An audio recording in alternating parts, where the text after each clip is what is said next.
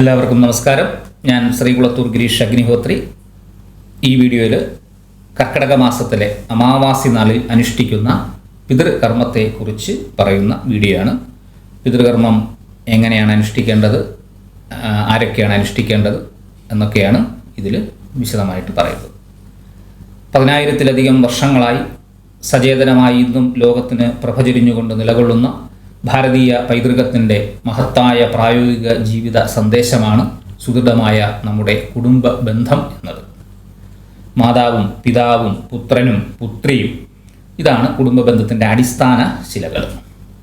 ഈ സുദൃഢമായ ബന്ധം സാധ്യമാക്കുന്നതിന് നമ്മുടെ ഋഷീശ്വരന്മാർ നിരവധി ഉപദേശങ്ങളും ഗ്രന്ഥങ്ങളും നമുക്ക് നൽകിയിട്ടുണ്ട്. അതിനു പുറമെ പ്രായോഗികങ്ങളായ ജീവിതചര്യയും അവർ നമുക്ക് ഉപദേശിച്ചു തന്നിട്ടുണ്ട്. ആധുനിക ശാസ്ത്ര ഭാഷയിൽ വേണമെങ്കിൽ ഇവയൊക്കെ അപ്ലൈഡ് സോഷ്യോളജി എന്നോ അപ്ലൈഡ് ആന്ത്രോപോളജി എന്നോ വ്യാഖ്യാനിക്കാം. നമുക്ക് 4 വേദങ്ങളാണുള്ളത്. ഋഗ്വേദം, യജുർവേദം, സാമവേദം, അഥർവവേദം എന്നിങ്ങനെ 4 അതൊക്കെ നമുക്കെല്ലാം അറിയാം. ഈ വേദങ്ങളുടെ അംഗങ്ങൾ, അതായത് അവയവങ്ങൾ 6 അത് ശിക്ഷ, ഛന്ദസ്, വ്യാകരണം, നിരുക്തം, കൽപ്പം, ജ്യോതിഷം എന്നിവയാണ് ഈ 6 അംഗങ്ങൾ. ഇതിൽ 5ാമത്തെ അംഗമായ കൽപ്പശാസ്ത്രത്തിലെ 4 പ്രധാന ഭാഗങ്ങളിൽ ഒരു ഭാഗമാണ് പിതൃമേധ സൂത്രം. നാം അനുഷ്ഠിക്കുന്ന പിതൃകർമ്മങ്ങളെല്ലാം വിവരിക്കുന്നത് പിതൃമേധ സൂത്രത്തിലാണ്.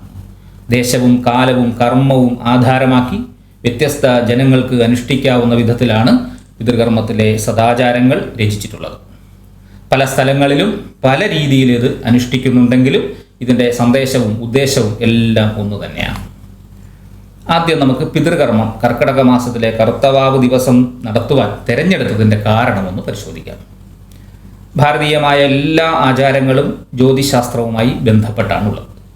സൂര്യചന്ദ്രന്മാരുടെയും ഭൂമിയുടെയും ഭ്രമണവും പ്രദക്ഷിണവുമാണ് സമയത്തിനും കാലത്തിനും നാം ആധാരമായി എടുത്തിരിക്കുന്നത്. എല്ലാ കർത്തവാവ് ദിവസങ്ങളിലും പിതൃക്കൾക്ക് വേണ്ടി തർപ്പണവും ബലിയും മറ്റു കർമ്മങ്ങളും ചെയ്യുന്നത് ഒരു വിശ്വാസത്തിൻ്റെ അടിസ്ഥാനത്തിലാണ്.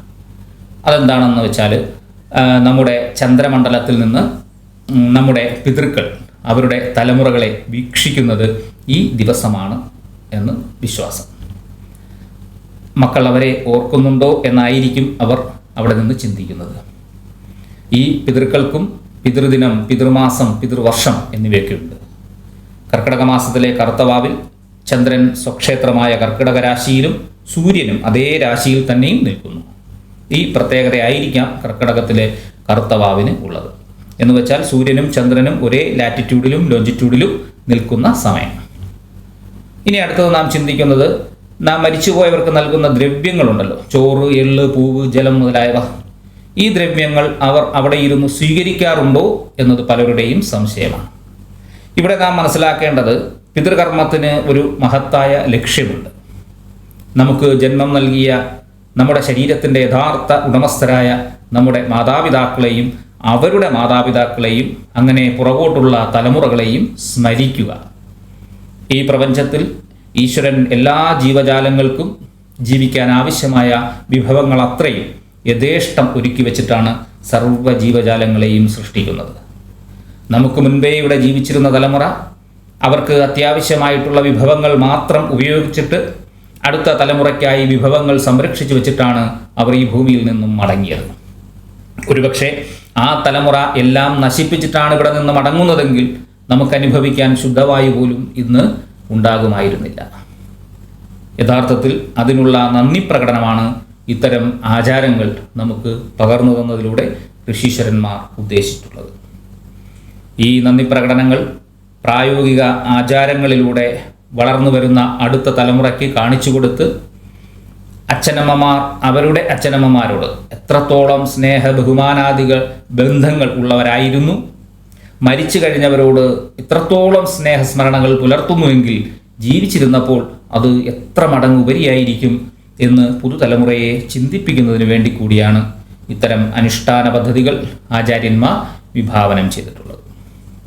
A practical demonstration of family bondage ആയിട്ട് ഈ ഉജ്ജ്വല ആത്മബന്ധവും ഭൗതിക ബന്ധവും ഉറപ്പിക്കുന്ന ചടങ്ങിനെ നമുക്ക് വിശേഷിപ്പിക്കാം.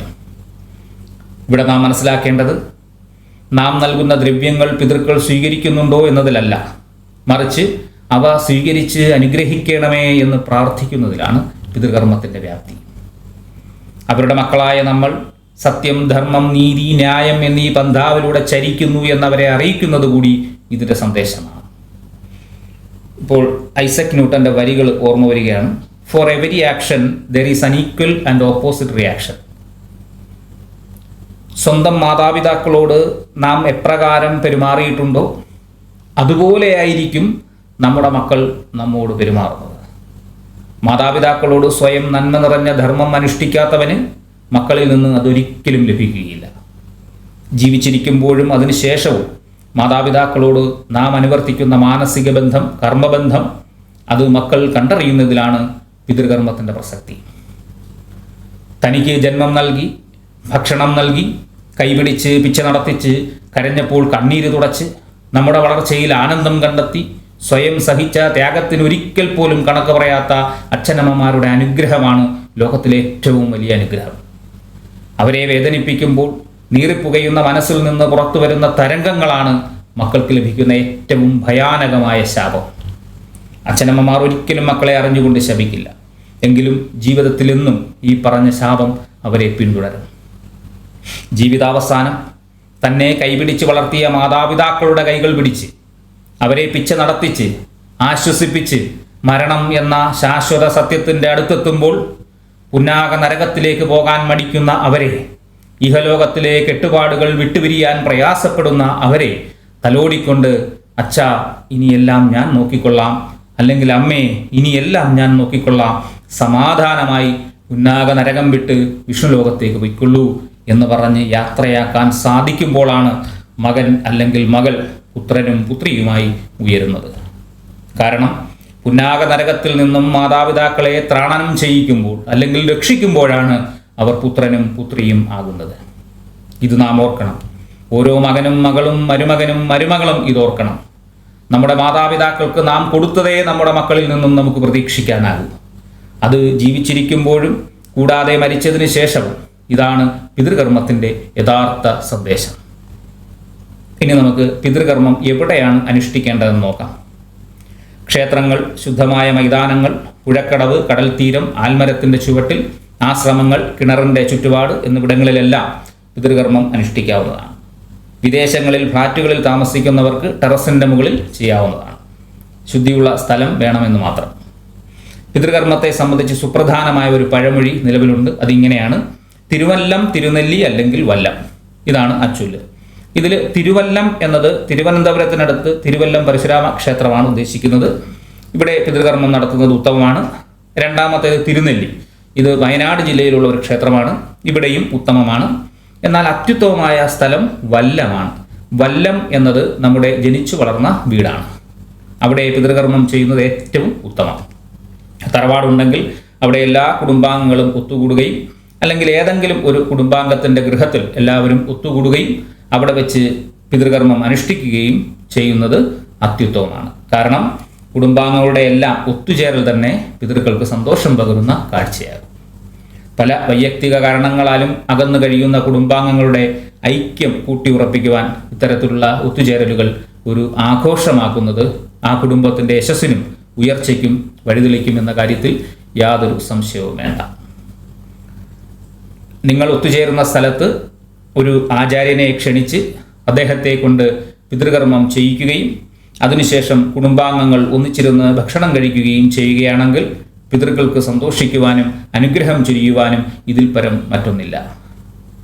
കുടുംബവുമായി തീരെ യോജിച്ചു പോകാൻ സാധിക്കാത്തവർ മാത്രം സമീപത്തുള്ള പിതൃകർമ്മ ക്രിയകൾക്ക് സൗകര്യമൊരുക്കിയിട്ടുള്ള ക്ഷേത്രങ്ങളിലോ മറ്റ് സങ്കേതങ്ങളിലോ പോയി പിതൃകർമ്മം ചെയ്യുവാൻ പാടുള്ളൂ.